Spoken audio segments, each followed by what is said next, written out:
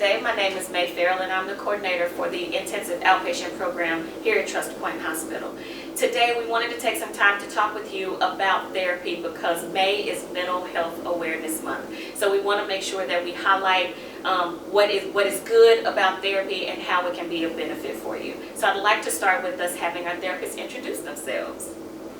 Hi, I'm Shandy Crow. I'm a licensed master social worker and I work in IOP Adult Morning Group.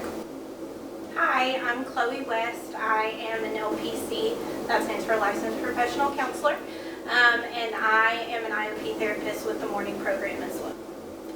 Hey everyone, my name is Tim. I am a licensed master social worker and I run the evening program for IOP. I would first like to start with one of you describing what IOP is. So IOP essentially is group therapy. We have two programs, one in the morning, one in the evening, where it's ran by a clinician. The morning program has two, evening program has one, and we just sort of work as a team as patients and clinicians to try and empower ourselves into making positive changes in our lives. And I hear that morning offers teletherapy. Is that true? We do, yes. We have teletherapy that we offer through an app called Ring Central, and we offer that Monday, Wednesday, and Friday from 10 to 12, and that is facilitated by either me, Shandy, or sometimes me. And so therapy can be very scary. People have a lot of assumptions about therapy. So, Shandy, do you mind sharing what are some benefits of therapy? Yes, so especially group therapy, it is a place where you can relate to others. A lot of times it feels alone. You're going through stressors or you've been through like a traumatic experience and you feel like no one can relate to you because they haven't been through something like that before. But in the group setting, you can meet individuals who are experiencing some of the same symptoms that you may be experiencing because of experiences they have had, negative experiences. Also, you can feel like helpful because you're able to provide feedback to others in the group setting and you're able to receive feedback from others. And a lot of times it's helpful to get feedback from a peer because they're not like invested in you doing a certain thing, so they're not like biased, and they're just giving you a suggestion, usually something that was helpful for them. And then some other helpful things about therapy is someone that supports you and has your back and advocates for you like the professionals will advocate for you. So, of course, we are partial. We are working with groups, right? So I believe, I won't speak for them, I believe that groups are the best way to treat trauma and addiction also because they provide connection. However, individual therapy is also a thing. So Chloe, will you tell us the difference between individual therapy and group therapy? Yeah. So individual therapy would just be you, a person meeting with a therapist, typically a licensed therapist. So that would be like an individual just coming in to speak with me or someone coming in just to speak with Shandy. So you have the time and the space to focus on what your needs are and the experiences that you have had. Group allows you to have that as well, but in individual therapy it's usually about an hour of just your time, whereas IOP is group and you have 3 hours to focus on multiple people. So we believe that it can be helpful to do both at the same time. However, sometimes it is too overwhelming. So both of those are an option and they can be used simultaneously if needed.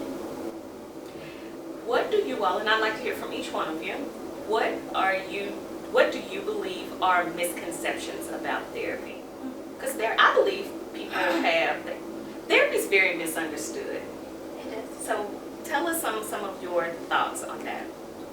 I think that for me, probably one of the biggest misconceptions that we see sometimes is that people believe that the therapist is supposed to solve the problems.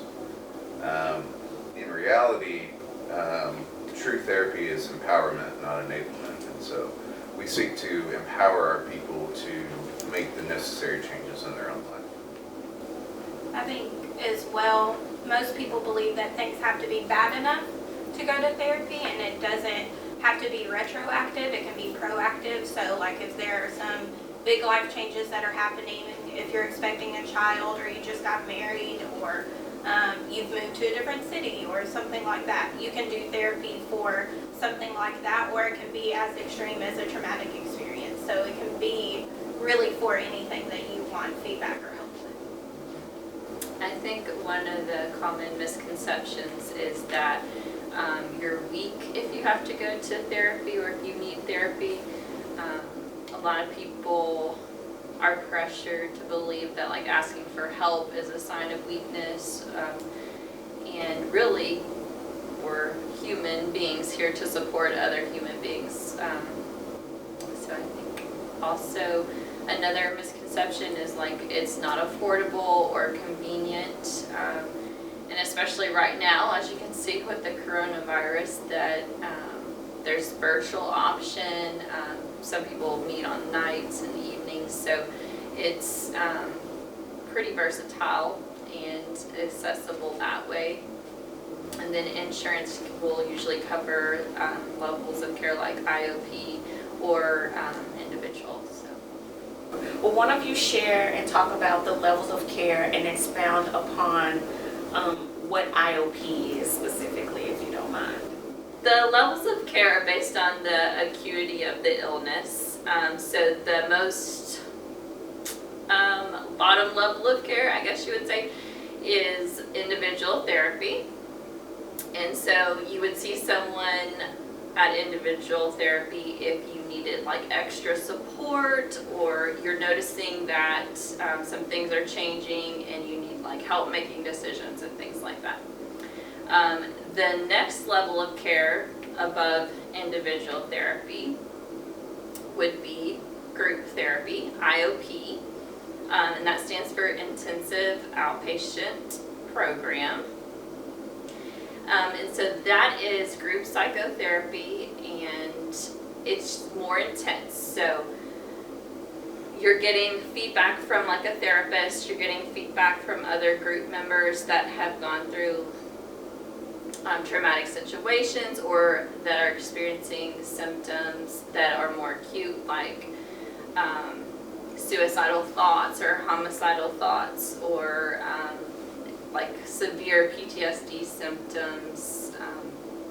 And so at that level of care, it's usually in a hospital setting. So you have professionals that you're meeting with 3 times a day, which is much more, 3 times a week, which is much more intense than individual, which is typically once a week, sometimes even as little as once a month. And so you have access to the professionals, you have access to like supportive peers. You're in a safe setting to like express some of the things maybe that you've never talked to anybody about before and get feedback on those things. And then you also have access to like a higher level of care if you and the professionals feel like that is needed. The next level of care is partial hospitalization.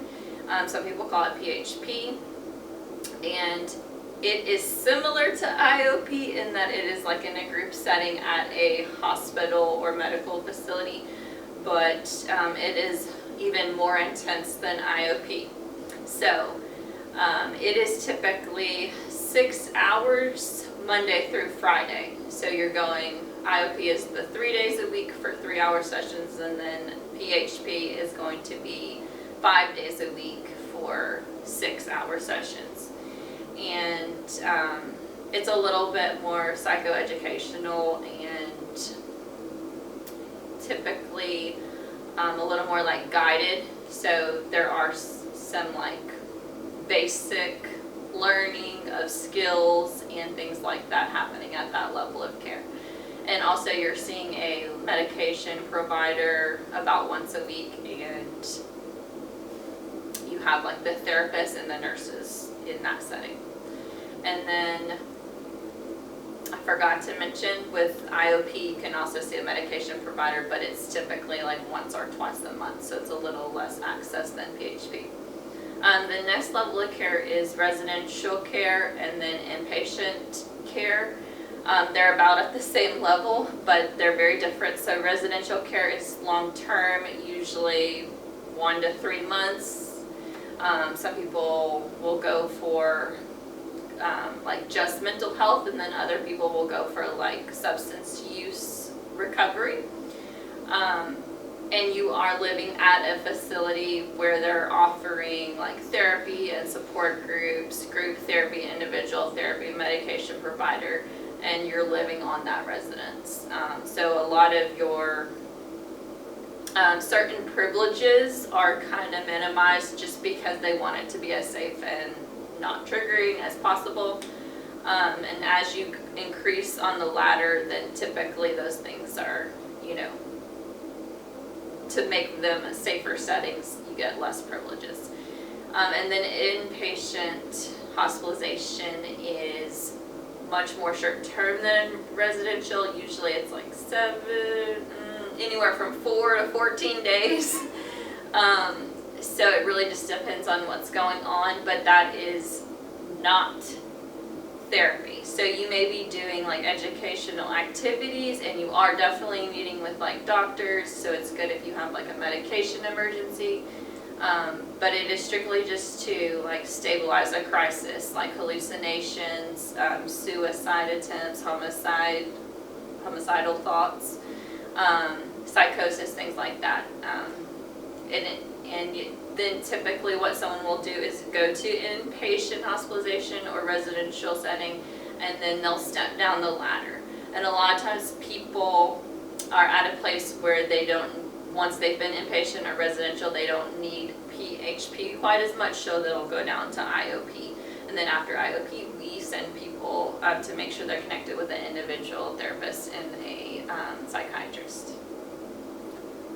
Good information, good information. So, let's just say we've got someone, let's play a game of pretend, okay? We have someone who is stepping down from our inpatient unit here, and they have been referred to IOP. Tell me what that individual can expect in their first session. Okay. So on their first session, there is a lot of paperwork, as is with most doctor's appointments and things like that. So we expect people to get here a little early on their first day just to get that information completed. There is just review of our guidelines and things like that, so what we expect of you. So for IOP, like we've said, we expect you to come 3 times a week. We in particular are a sober program, so we would go over the expectations of that. We would get information as far as what providers they are seeing, and get releases so that we can speak with them. And then we move into the actual group setting. So on their first day, we always ask people to introduce themselves. Usually that is anxiety producing, but people are there to support them through that. So in their first day, they will introduce themselves. Our structure in particular, we do an introduction, so like an icebreaker. Then we open it up to check-ins, so just the patient's time for them to explain what is going right in their world and maybe what they are struggling with, and we process through that. And then we take a short break, 15-20 minutes usually, and then we do some type of activity. We don't have a set curriculum in our program, so we really base it off of what the group members are needing. So if someone is talking about negative self-talk, then that is something that we will try to do an activity on to make sure that we meet their needs. So that is a basic rundown of what our group looks like. How do you all help someone feel emotionally safe, that whatever they share, I mean, you mentioned you've got group members that are having just, we call it adjustment disorder. Life is lots happening at the same time, all the way to first responders and rape survivors. And so how do you help people to feel safe sharing their stuff in that space? So I think, part of what we kind of learn when we're learning to be therapists is that people are all coming in at their own different stages of life. And it's all very different for every single person. So I think that it's extremely important to validate their journey and the path that they're on right now, and to say that we are going to meet you where you are. We meet you where you are, not where we want you to be, not where we think you should be, not where anyone else thinks that you should be. And so I think one of the biggest ways that we can show people that they are welcome is to, without judgment and expectations. And so we encourage them, but we encourage them to encourage themselves. Shandy, you mentioned earlier that therapy has become much more accessible, and you all are using teletherapy to help with that. Kind of help us understand what that is and how that works for our group members. Okay. So for us, we specifically use an app called Ring Central, but different providers use different ones, and they're usually accessible through Android and iPhone apps. So it's pretty easy to use. Most of them are pretty user-friendly. You just download the app. You can use them on your phone. You can access them through your home computer if you have access to one of those. But I think it's becoming more accessible, and insurance is understanding of the time that we are in. Coronavirus is making the medical field change in some ways, and so we are trying to change with it and become more accessible, because as life changes, people are going to struggle. And so we are trying to make ourselves as accessible as possible. So we've had group members, connect on their phones. We've had people connect from their laptops. And really, we just ask that we keep the environment as confidential as possible. So if you're going to be doing virtual or teletherapy, we just ask that, you are alone, or you let us know if anyone else is in that space with you. But we try to keep as much confidentiality as we would if you were coming into the facility in person. Have you all found that your group members are engaged and emotionally present for your teletherapy sessions? Yes, absolutely, yes. It's very similar to in the group room. Everybody is supporting everyone. Just keep in mind, it's kind of like a video conference, so it's not like where it's one-on-one and you can only see one person at a time. You can actually see like a video of each member in the group and what their facial expressions are, what they're doing, their background. So it's interesting, and as we're doing it more, we're learning that it is like just as much effective.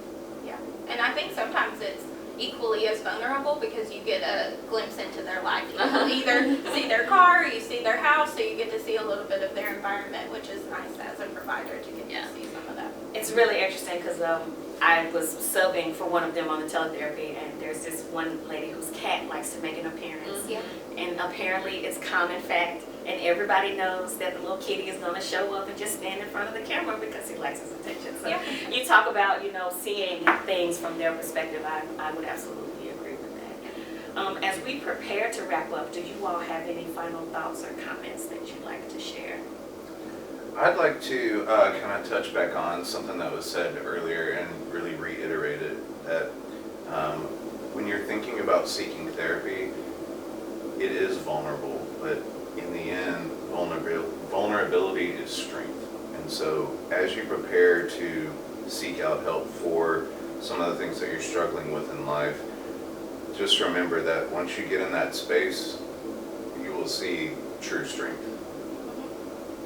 Thank you, Tim. So thank you all for joining us for this short talk. I hope everybody leaves this and goes to find a therapist and get one on speed dial. And keep in mind, they call us professionals. I don't know how I got here, but here we are. They call us professionals, and we also require some help during this time as well. We are all in recovery from something, and so please take advantage of the opportunity and the accessibility. If you choose to join therapy, good for you. The only expectation is that you will show up with an open mind and an open heart. Thank you for joining us today. See you next time.